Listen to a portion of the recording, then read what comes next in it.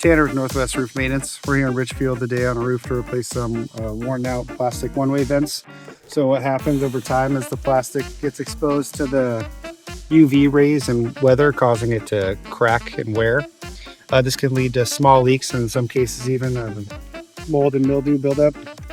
So we're going to replace it with a much more durable option, which is metal. The metal is not prone to wearing from UV exposure or weatherization, which will likely outlast the shingles, and so it's much more a long-term solution. Pitter patter, let's get at her.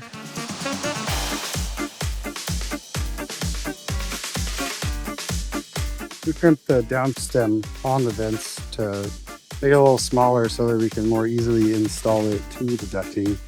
It tends to be a little bit tight, so it just kind of saves us some hassle and keeps it from ripping as well.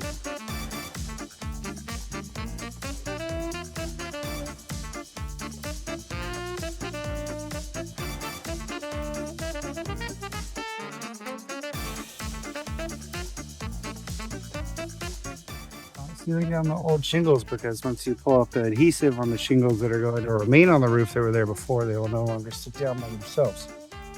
So I'm helping them. So if they don't go nowhere.